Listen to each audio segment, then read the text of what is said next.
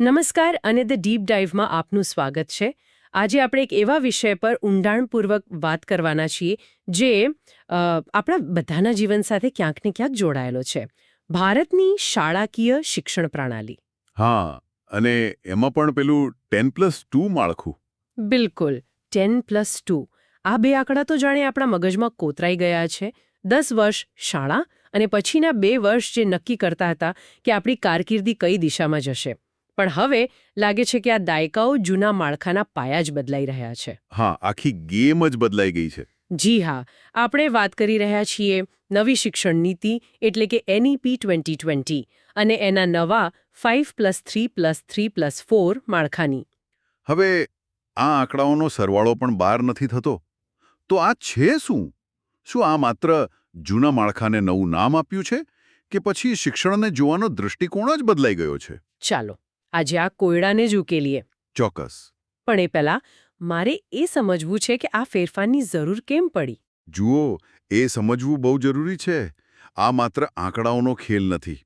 આપણી પાસે જે સ્ત્રોત છે એ સ્પષ્ટ કહે છે કે આ એક વૈચારિક પરિવર્તન છે. અત્યાર સુધી આપણે શું કરતા હતા? આપણે એક અભ્યાસક્રમ બનાવતા અને અપેક્ષા રાખતા કે બાળક એમાં ફિટ થઈ જાય. બરાબર, વન સાઇઝ ફિટ્સ ઓલ જેવું. એકદમ. પણ હવે અભિગમ ઉલટો છે. હવે શિક્ષણને બાળકના કુદરતી માનસિક અને જ્ઞાનાત્મક વિકાસના તબક્કાઓ સાથે જોડવાનો પ્રયાસ છે. મતલબ, અભ્યાસક્રમ બાળકના મગજ પ્રમાણે બદલાશે. અને આ જ આપણી આજની ચર્ચાનો મુખ્ય વિચાર રહેશે. આ તો બહુ રસપ્રદ વાત છે.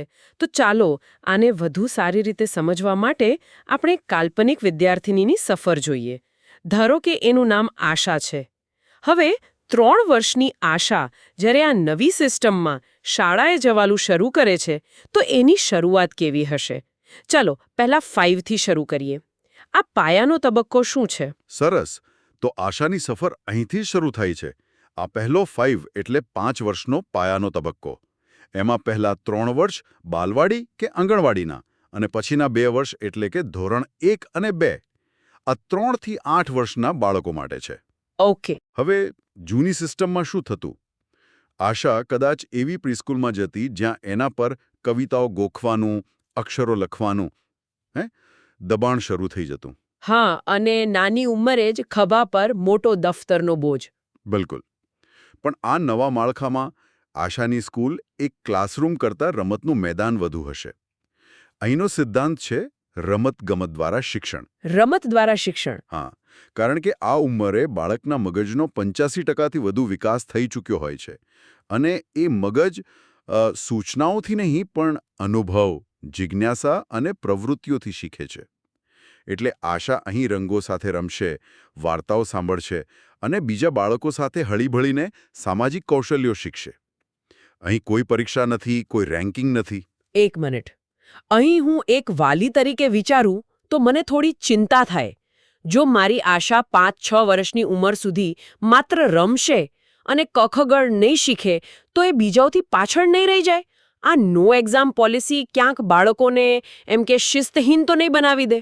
તમારો પ્રશ્ન એકદમ સાચો છે. અને આ જ એ માનસિકતા છે જેને આ નીતિ બદલવા માંગે છે.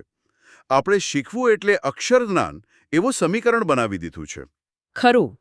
જ્યારે એક બાળક બ્લોક્સ ગોઠવીને ટાવર બનાવે છે ત્યારે એ ગુરુત્વાકર્ષણ અને સંતુલન શીખી રહ્યું છે. જ્યારે એ બીજા બાળક સાથે રમકડું વહેંચે છે ત્યારે એ સહકાર શીખી રહ્યું છે. આ કૌશલ્યો ઘોખણપટ્ટી કરતાં અનેક ગણા વધુ પાયાના છે. આ તબક્કાનો હેતુ માહિતીનો ભંડાર ભરવાનો નથી, પણ શીખવા માટેની ભૂખ જગાડવાનો છે. એટલે કે તમે એમ કહો છો કે આ ફાઉન્ડેશન સ્ટેજ એ જમીન તૈયાર કરવા જેવું છે, સીધા બીજ રોપવા જેવું નહીં. બરાબર પકડ્યું તમે.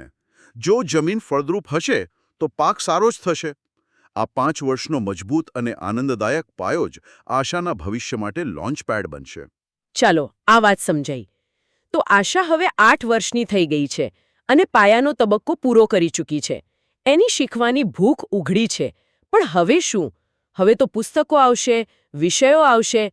તો હવે પછીનો એટલે કે તૈયારીનો તબક્કો આશાને કેવી રીતે તૈયાર કરશે? આ ધોરણ 3 થી 5 માટે છે. હા, અને આ એક બહુ નાજુક તબક્કો છે. અહીં સિસ્ટમ આશાના હાથમાંથી અચાનક રમકડા લઈને પુસ્તકો નથી પકડાવી દેતી. આ તબક્કો એક પુલ જેવો છે. પુલ કઈ રીતે? અહીં રમત આધારિત શિક્ષણ ધીમે ધીમે પ્રવૃત્તિ આધારિત અને શોધ આધારિત શિક્ષણમાં બદલાય છે. હવે આશાને ક્લાસમાં બેસાડીને આ એક વૃક્ષ છે એવું શીખવવાને બદલે તેને કદાચ બગીચામાં લઈ જઈને અલગ અલગ પાંદડા ભેગા કરવાનું કહેવામાં આવે. ઓ, એટલે કે પ્રેક્ટિકલ અનુભવ. બરાબર. તે પાંદડાના આકાર, રંગ, એનું ટેક્સચર બધું જાતે જોશે, અનુભવશે. અહીં વાંચન, લેખન, ગણિત જેવા વિષયોનો પાયો નંખાય છે, પણ એનો સંદર્ભ વાસ્તવિક દુનિયા સાથે જોડાયેલો હોય છે. ગણિત શીખવવા માટે કદાચ નાની દુકાનનો સેટઅપ કરીને ખરીદી કરવાનું નાટક ભજવાય. જેથી સરવાળા બાદબાકીનો વ્યવહારુ અર્થ સમજાય. ચોક્કસ. આ તબક્કાનો હેતુ પાયાના તબક્કામાં જે જિજ્ઞાસા જન્મી છે એને સાધનો આપવાનો છે, જેથી તે પોતાની જાતે જવાબો શોધી શકે. ઠીક છે. તો આશા હવે 11 વર્ષની છે અને ધોરણ 5 પાસ કરી ચૂકી છે. હવે આવે છે બીજો 3, એટલે કે મધ્ય તબક્કો. ધોરણ 6 થી 8. જૂની સિસ્ટમમાં તો આ એ સ્ટેજ હતું જ્યાં અચાનક ઇતિહાસ, ભૂગોળ, વિજ્ઞાન બધા વિષયોનો મારો ચાલુ થઈ જતો. અને ઘણા વિદ્યાર્થીઓ અહીંથી જ ભણતરથી દૂર ભાગવા માંડતા. સાચી વાત. તો શું આ નવું માળખું આ સમસ્યાને રોકી શકશે? એનો મુખ્ય ઉદ્દેશ્ય જે છે, જુઓ, 11 થી 14 વર્ષની ઉંમર એટલે કિશોરાવસ્થાની શરૂઆત. બાળકના મગજમાં મોટા ફેરફારો થતા હોય છે અને તે અમૂર્ત ખ્યાલો એટલે કે એબ્સ્ટ્રેક્ટ કોન્સેપ્ટ્સ સમજવા માટે તૈયાર થઈ રહ્યું હોય છે. આ તબક્કે સિસ્ટમ વિષયોનો પરિચય અલગ અલગ ટાપુઓ તરીકે નથી કરાવતી. તો પછી કેવી રીતે? એકબીજા સાથે જોડાયેલા સમુદ્ર તરીકે. આ થોડું વિસ્તારથી સમજાવશો, કોઈ ઉદાહરણ આપીને? ચોક્કસ. માની લો કે આશાને પાણીનું પ્રકરણ ભણાવવામાં આવી રહ્યું છે. જૂની સિસ્ટમમાં શું થાત? વિજ્ઞાનના શિક્ષક H2Oનું સૂત્ર શીખવત, ભૂગોળના શિક્ષક નદીઓ વિશે જણાવત અને ઇતિહાસના શિક્ષક સિંધુ ખીણની સંસ્કૃતિ વિશે. અને વિદ્યાર્થીએ ત્રણેયને અલગ અલગ ગોખીને પરીક્ષામાં લખી દે, બસ. હા, પણ આ નવા અભિગમમાં આશાને એક પ્રોજેક્ટ આપવામાં આવી શકે. જેમ કે તમારા વિસ્તારમાં પાણીનું મહત્વ. હવે આ પ્રોજેક્ટ માટે તેણે પાણીનું રાસાયણિક બંધારણ સમજવું પડશે, વરસાદ કેવી રીતે પડે છે એ જાણવું પડશે અને કદાચ પાણી વિશે કવિતા પણ લખવી પડશે. વાહ! એટલે કે જ્ઞાનને ખાનાઓમાં વહેંચવાને બદલે તેને એકીકૃત કરવામાં આવી રહ્યું છે. આનાથી આશા જેવા વિદ્યાર્થીઓને સમજાશે કે શાળાની વાતો જીવનમાં કેવી રીતે કામ લાગે છે. અને એટલું જ નહીં, આ તબક્કે તેમને વ્યવસાયિક વિષયો જેવા કે કોડિંગ, કાર્પેન્ટ્રી, બાગકામ આ બધાનો પણ પરિચય કરાવવામાં આવશે, જેથી દરેક વિદ્યાર્થી પોતાની રુચિને ઓળખી શકે.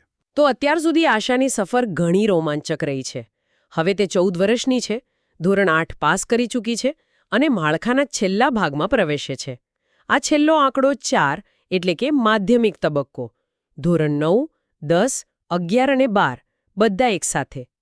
જૂની સિસ્ટમમાં તો ધોરણ 10 એક મોટી દિવાલ હતી. આ 4 વર્ષનો એકીકૃત બ્લોક એ દિવાલને કેવી રીતે તોડે છે?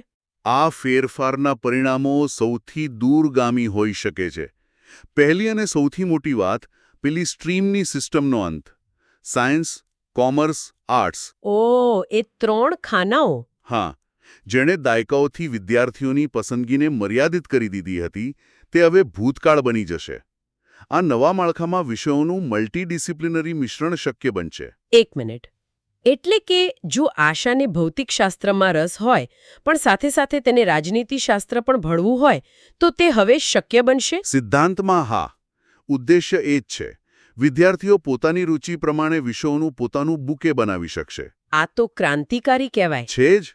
બીજું, ધોરણ 9 થી 12ને એક જ એકમ તરીકે જોવાથી શીખવાની પ્રક્રિયામાં સાતત્ય આવે છે.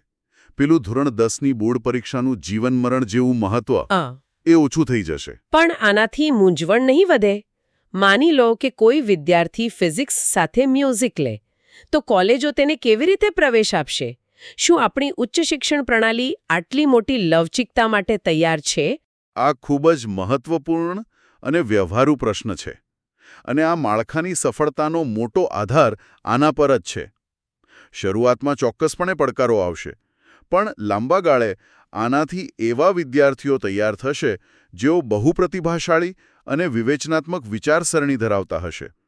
જે વિદ્યાર્થી ફિઝિક્સના નિયમો અને સંગીતના સૂરો વચ્ચેનો સંબંધ સમજી શકે એની સમસ્યા નિવારણ ક્ષમતા કદાચ વધુ સારી હોય.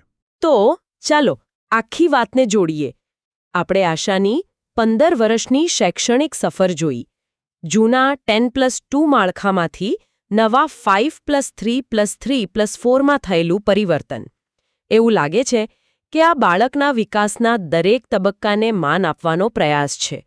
શિક્ષણને વધુ માનવીય બનાવવાનો પ્રયાસ છે. તમે એકદમ સાચો સારાંશ આપ્યો. જો આપણે શરૂઆતના આપણા મુખ્ય વિચાર પર પાછા ફરીએ, બાળકના માનસિક વિકાસ પ્રમાણે તેને યોગ્ય શિક્ષણ મળી રહે, તો આ માળખું એ સિદ્ધાંતને કાગળ પર તો સાકાર કરતું દેખાય છે. હા. 5 વર્ષનો પાયાનો તબક્કો કહે છે. આ ઉંમરે મગજ રમીને શીખે છે, તો તેને રમવા દો. પછીનો 3 વર્ષનો તૈયારીનો તબક્કો કહે છે, હવે જિજ્ઞાસાને શબ્દો અને આંકડાના સાધનો આપો. બરાબર. જેથી તે દુનિયાને માપી શકે. પછીનો મધ્ય તબક્કો કહે છે, હવે વિષયોને અલગ અલગ નહીં પણ જોડીને શીખવો. અને છેલ્લો 4 વર્ષનો માધ્યમિક તબક્કો કહે છે, હવે તેને પોતાની પાંખો ફેલાવા દો, પોતાની રુચિના આકાશમાં ઉડવા દો. ખરેખર. તો આ નવા માળખાનો સાર એ છે કે શિક્ષણના 4 તબક્કા છે. પાયો નાખવો, સાધનો આપવા, જોડાણું બનાવવા અને છેલ્લે ઊંડાણપૂર્વક શોધ કરવી. અને આ ચર્ચાના અંતે હું શ્રોતાઓ માટે એક વિચારપ્રેરક પ્રશ્ન મૂકવા માંગુ છું. જરૂર. આપણી પાસે જે સ્ત્રોત છે તે આ માળખાનો ભવ્ય નકશો તો બતાવે છે. આ શું છે અને શા માટે છે તે આપણે સમજ્યા. પણ સૌથી મોટો અને વણ ઉકેલાયેલો પ્રશ્ન કેવી રીતેનો છે? આ ક્રાંતિકારી બ્લુપ્રિન્ટને વાસ્તવિકતામાં ફેરવવા માટે દેશના લાખો વર્ગખંડોમાં, શિક્ષકોના મગજમાં અને માતાપિતાની અપેક્ષાઓમાં કેવા ધરખમ ફેરફારો કરવા પડશે? આ બહુ મોટો પડકાર છે. એટલું મજબૂત દેખાય છે, તેની સાચી કસોટી તો વર્ગખંડની 4 દિવાલોની અંદર જ થશે. અને તેની સફળતાનો આધાર સરકારી નીતિઓ પર ઓછો અને શિક્ષકો તથા સમાજની ભાગીદારી પર વધુ રહેશે. શું આપણે એ સાંસ્કૃતિક પરિવર્તન માટે તૈયાર છીએ?